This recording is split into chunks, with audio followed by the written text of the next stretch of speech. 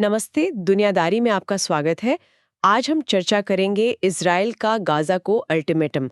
माहौल काफी गरमाया हुआ है और दो बहुत बड़ी घटनाएं एक साथ सामने आ रही हैं। हाँ, बिल्कुल। एक तरफ गाजा के लिए निकले एक अंतर्राष्ट्रीय जहाजों के बेड़े, जिसे फ्लोटिला कह रहे हैं, उसे इजरायली नेवी ने रोक दिया है और इस पर दुनिया भर में हंगामा मचा हुआ है। सही बात है। दूसरी तरफ इजराइल ने गाजा शहर में मौजूद फिलिस्तीनियों को शहर खाली करने का एक बेहद सख्त अल्टीमेटम जारी किया है और इन सब के बीच एक नए शांति प्रस्ताव की भी बात चल रही है। ये सब आपस में कैसे जुड़ा है और इसके मायने क्या हैं? चलिए इसी पर आज गहराई से बात करते हैं। तो सबसे पहले ये ग्लोबल सुमुद्र फ्लोटिला से शुरू करते हैं। ये आखिर था क्या और इसका मकसद क्या था? हाँ, देखिए ये करीब 40 से ज्यादा छोटी-बड़ी सिविलियन नावें थीं। मतलब एक काफिला टाइप का। इसमें दुनिया भर के करीब 37 देशों से 500 के आसपास लोग शामिल थे। अच्छा। इनमें सांसद थे, वकील थे, मानवाधिकार कार्यकर्ता मतलब एक्टिविस्ट्स थे, आम नागरिक भी थे। इनका जो बताया गया मकसद था वो दोहरा था। एक तो गाजा पर जो इजराइल की लंबे समय से नाकाबंदी मतलब ब्लॉकेड चली आ रही है उसे शांतिपूर्ण तरीके से चैलेंज करना, और दूसरा सिंबॉलिक तौर पर ही सही कुछ मानवीय सहायता जैसे खाना, दवाएं वगैरह गाजा तक पहुंचाना। और फिर इनके साथ हुआ क्या? सुनने में आया है कि इन्हें रोक लिया गया। बिल्कुल। बुधवार देर रात या गुरुवार सुबह सुबह इजरायली नेवी के जहाजों ने इनमें से कई नावों को घेर लिया और रोक दिया। जो ऑर्गेनाइजर्स हैं उनका कहना है कि कम से कम 13 जहाजों को इंटरसेप्ट किया गया। 13 जहाजों को? हाँ, और ये सब हुआ गाजा तट से करीब 70 नॉटिकल मील यानी लगभग 130 किलोमीटर दूर इंटरनेशनल वाटर्स में। अच्छा, अंतर्राष्ट्रीय जल क्षेत्र में। हाँ, बिल्कुल। आयोजकों ने एक और गंभीर बात कही है कि इजरायली सेना ने जहाजों पर चढ़ने से पहले उनके कम्युनिकेशन सिस्टम्स जैसे सैटेलाइट फोन वगैरह वो जैम कर दिए थे। अरे क्यों? अंदेशा ये है कि ऐसा इसलिए किया गया ताकि वो लोग बाहर किसी को मदद के लिए सिग्नल न भेज सकें या फिर जो कुछ वहां हो रहा था उसकी लाइव स्ट्रीमिंग न कर पाएं। अरे हाँ, इसमें तो स्वीडन की जानी मानी क्लाइमेट एक्टिविस्ट ग्रेटा थुनबर्ग भी शामिल थी, है ना? हाँ हाँ, बिल्कुल सही। ग्रेटा थुनबर्ग भी इन्हीं जहाजों में से एक पर सवार थी। बल्कि इजरायली विदेश मंत्रालय ने खुद एक वीडियो जारी किया जिसमें वो जहाज के डेक पर बैठी हुई दिख रही हैं और उनके चारों तरफ इजरायली सैनिक खड़े हैं। तो जिन लोगों को हिरासत में लिया गया उनका क्या हुआ? और क्या सारे जहाज पकड़ लिए गए? नहीं, सारे नहीं। आयोजकों के अनुसार जो 13 जहाज रोके गए उन पर 201 से ज्यादा लोग सवार थे, 37 अलग-अलग देशों के नागरिक, अच्छा। जिनमें स्पेन, इटली, तुर्की, मलेशिया जैसे देशों के लोग शामिल हैं। इन सभी को हिरासत में लेकर इजराइल के अशदोद पोर्ट ले जाया गया है। इजराइल के जो यूएन एम्बेसडर हैं उन्होंने बयान दिया है कि यौम किपुर की छुट्टी खत्म होने के बाद यानी गुरुवार देर से इन सभी को उनके देशों में डिपोर्ट कर दिया जाएगा। डिपोर्ट कर देंगे? हाँ, लेकिन दिलचस्प बात यह है कि आयोजकों का दावा है कि लगभग 30 जहाज अभी भी पीछे नहीं हटे थे और वे इजरायली नेवी के जहाजों से बचते बचाते गाजा की तरफ बढ़ने की कोशिश कर रहे थे। अच्छा। हाँ, जब ये खबर आई तब वो गाजा से करीब 46 नॉटिकल मील यानी 85 किलोमीटर दूर थे। उनका स्टेटस अभी पूरी तरह साफ नहीं है। अच्छा, तो ये लुका छुपी चल रही है, पर इजराइल का इस पूरी कार्रवाई पर आधिकारिक रुख क्या है? वो इसे कैसे जायज ठहरा रहे हैं, खासकर इंटरनेशनल वाटर्स में रोकने को? इजराइल का कहना है कि वो एक लीगल नेवल ब्लॉकेड लागू कर रहे हैं जो 2007 में हमास के गाजा पर नियंत्रण करने के बाद से लगाई गई है। उनका तर्क है कि ये नाकाबंदी गाजा में हथियारों की स्मगलिंग रोकने के लिए बेहद जरूरी है। उन्होंने इस फ्लोटिला को एक प्रोवोकेटिव एक्शन यानी उकसावे वाली कार्रवाई करार दिया है। साथ ही इजरायली अधिकारियों ने यह भी आरोप लगाया है कि फ्लोटिला के कुछ आयोजकों के तार हमास से जुड़े हैं। हालांकि उन्होंने अब तक इसका कोई ठोस सबूत पेश नहीं किया है। कोई सबूत नहीं दिया? नहीं। इजरायली राजदूत ने यह भी कहा कि अगर मकसद सिर्फ मानवीय सहायता देना था तो उसे स्थापित चैनलों जैसे यूएन या रेड क्रॉस के जरिए भेजना चाहिए था।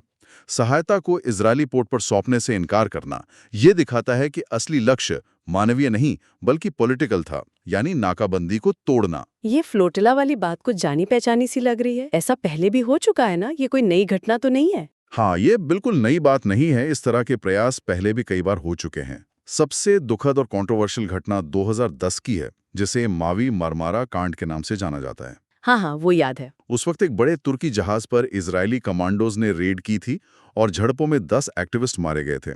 उस घटना की दुनिया भर में जबरदस्त निंदा हुई थी और इजराइल और तुर्की के रिश्ते कई सालों तक खराब रहे थे। बहुत खराब हुए थे। उसके बाद भी 2011, 2015, 2018 में छोटे फ्लोटिला को रोका गया, एक्टिविस्ट को हिरासत में लिया गया।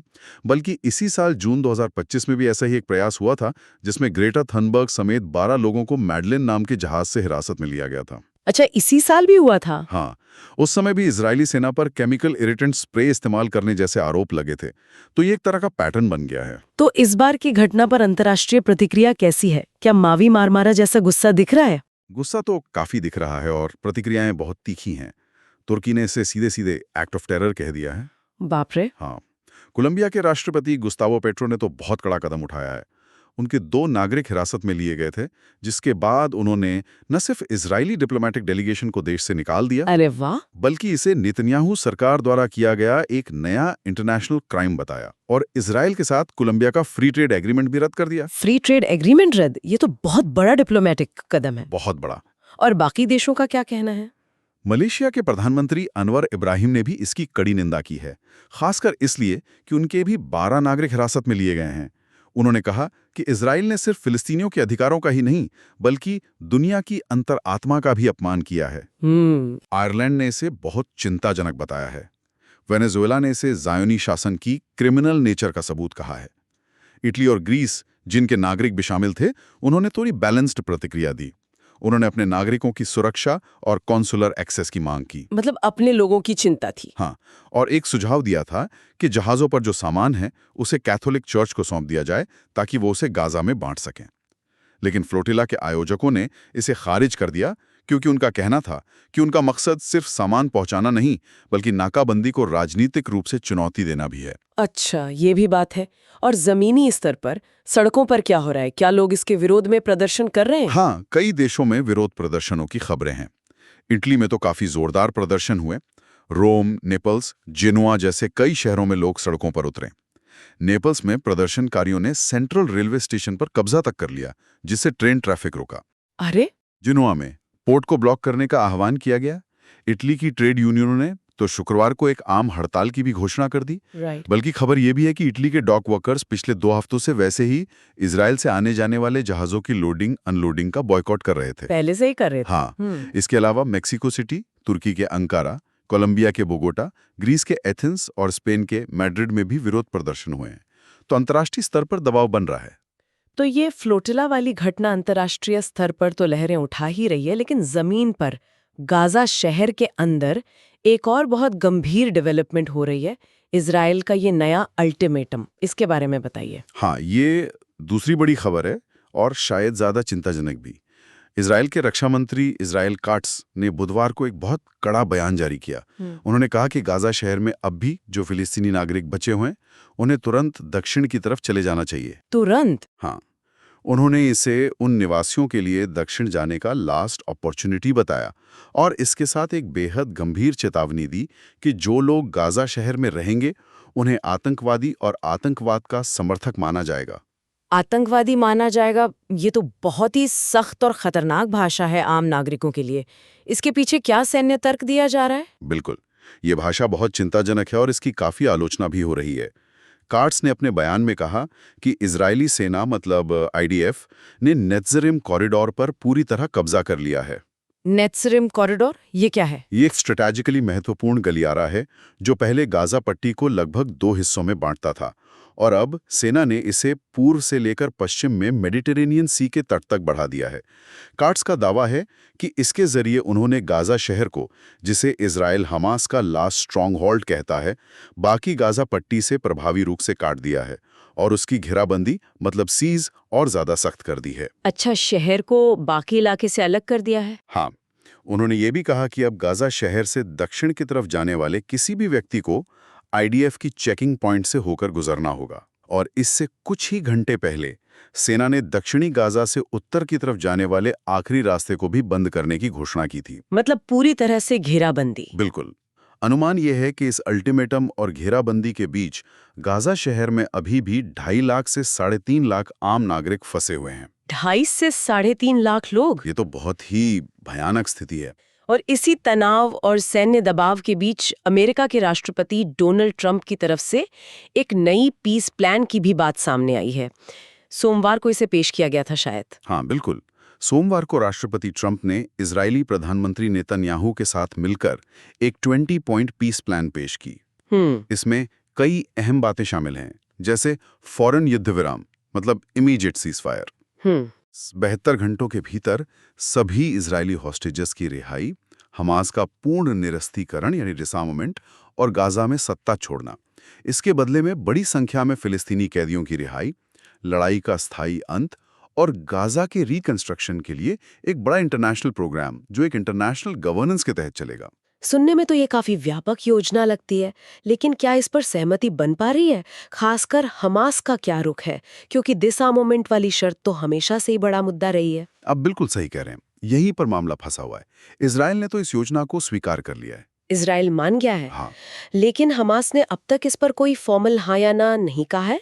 वो अभी विचार कर रहे हैं। लेकिन जो शुरुआती संकेत मिल रहे हैं वो बहुत पॉजिटिव नहीं है। हमास के एक सीनियर अधिकारी ने मीडिया को बताया कि योजना के कुछ प्रावधान खासकर डिसआर्मामेंट और गाजा में एक इंटरनेशनल स्टेबलाइजेशन फोर्स की तैनाती वाले अनएक्सेप्टेबल है और उनमें बदलाव की जरूरत होगी। अच्छा, उन्हें ये मंजूर नहीं? हाँ, हमास का स्टैंड हमेशा से यही रहा है कि जब तक एक इंडिपेंडेंट फिलिस्तीनी राज्य की ठोस गारंटी नहीं मिलती, वो हथियार डालने पर राजी नहीं होंगे। क्या हमास के अंदर भी इसको लेकर कोई मतभेद है? ऐसी खबरें हैं? ऐसी खबरें आ रही हैं। कुछ सूत्रों का कहना है कि हमास के भीतर दो तरह की सोच चल रही है। एक धड़ा शायद चाहता है कि युद्ध विराम के लिए इस योजना को मान लिया जाए, खासकर अगर अमेरिका जैसी कोई बड़ी शक्ति गारंटी दे। लेकिन दूसरा शायद ज्यादा प्रभावशाली धड़ा कंडीशनल अप्रूवल चाहता है।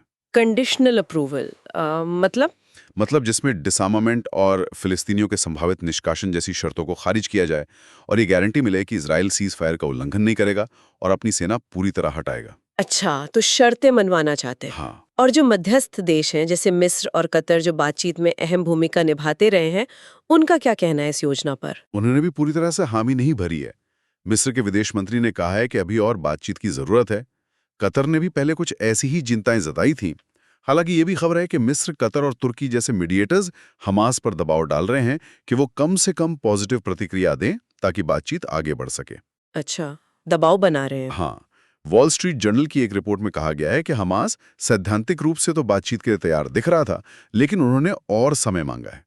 उन्हें शायद डर है कि इस फ्रेमवर्क में कुछ ऐसे लूप होल या कमजोरियां हो सकती हैं जिनका फायदा उठाकर इजराइल बाद में आसानी से मिलिट्री ऑपरेशन फिर से शुरू कर दे।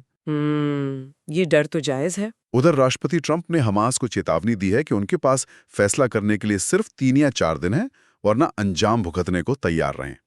तो एक तरह का डेडलाइन प्रेशर भी बनाया जा रहा है। ये सब कूटनीतिक दाव पैच और सैन्य दबाव अपनी जगह हैं, लेकिन इन सब के बीच गाजा में फंसे आम लोगों का क्या हाल है? जरा मानवीय पहलू पर भी बात करें। मानवीय स्थिति भयावह है और लगातार बिगड़ती जा रही है। याद दिला दें कि ये युद्ध अक्टूबर 7, 2023 को दक्षिणी इजराइल पर हमास के हमले के बाद शुरू हुआ था, जिसमें लगभग 1200 इजरायली मारे गए थे और 250 से ज्यादा लोगों को बंधक बना लिया गया था। हाँ, लगभग 2 साल होने वाले हैं अब। बिल्कुल, अब इस लड़ाई को लगभग 2 साल होने वाले हैं। गाजा का जो स्वास्थ्य मंत्रालय है, जिसे हमास चलाता है, लेकिन जिसके आंकड़ों को यूएन और कई अंतर्राष्ट्रीय एजेंसियां मोटे तौर पर विश्वसनीय मानती हैं, उसके मुताबिक इजरायली हमलों में अब तक 66,000 से ज्यादा फिलिस्तीनी मारे जा चुके हैं। 66,000? हाँ, और लगभग 1,70,000 घायल हुए हैं। मंत्रालय का कहना है कि मरने वालों में आधे से ज्यादा महिलाएं और बच्चे हैं। अकेले बुधवार को, जिस दिन ये अल्टीमेटम आया, उसी दिन कम से कम 21 फिलिस्तीनियों के मारे जाने की खबर थी। कुछ रिपोर्ट्स में ये आंकड़ा 46 तक बताया गया। लाखों लोग पहले ही डिस्प्लेस्ड हो चुके हैं और अब गाजा शहर पर ये नया खतरा मंडरा रहा है। और जो लोग गाजा शहर में फंसे हैं, जैसा आपने बताया 2.5-3.5 लाख लोग, वो निकल क्यों नहीं पा रहे हैं अगर उन्हें अल्टीमेटम दिया गया है? इसके कई कारण हैं। बहुत से लोग बेहद गरीब हैं, उनके पास दक्षिण जाने के लिए ट्रांसपोर्ट का कोई साधन नहीं है। कुछ लोग शायद जाना नहीं चाहते क्योंकि दक्षिण में जो कैंप बने हैं वो पहले से ही खचाखच भरे हैं और वहां की स्थितियां भी बहुत खराब हैं। साफ पानी, भोजन, दवाइयों की भारी कमी है। हाँ, वहां भी मुश्किल है। कुछ लोग शायद अपने घरों को छोड़ना नहीं चाहते या उन्हें डर है कि अगर वो निकल गए तो वापस कभी नहीं आ पाएंगे। एक चश्मदीद हुसैन अलदेल ने रॉयटर्स को बताया कि वो कैसे नंगे पैर भागे जब इजरायली सेना आगे बढ़ रही थी। गोलियां चल रही थीं, उन्हें अपना सारा सामान, खाना, कपड़े, बिस्तर सब पीछे छोड़ना पड़ा। बहुत दुखद। एक और निवासी ने कहा, हम बस सीज फायर चाहते हैं, हम थक चुके हैं। और इस माहौल में मानवीय सहायता पहुंचाना भी लगभग नामुमकिन हो गया है। इंटरनेशनल रेड क्रॉस कमेटी मतलब ICRC और डॉक्टर्स विदाउट बॉर्डर्स MSF जैसी संस्थाओं ने गाजा शहर में अपने ऑपरेशंस टेम्पररी रूप से बंद कर दिए हैं। बंद कर दिए? क्यों? क्योंकि वहां मिलिट्री ऑपरेशन तेज हो गया है और उनके स्टाफ की सुरक्षा खतरे में है।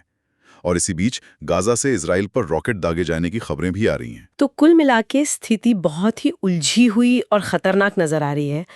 एक तरफ गाजा शहर की बढ़ती सैन्य घेराबंदी और वहां फंसे नागरिकों को आतंकवादी समर्थक करार देने का अल्टीमेटम, दूसरी तरफ फ्लोटेला को रोकने पर बढ़ता अंतर्राष्ट्रीय दबाव और गुस्सा, और इन सब के बीच एक शांति योजना जो अच्छी तो लगती है लेकिन उस पर मुख्य पक्षों में ही सहमति नहीं बन पा रही।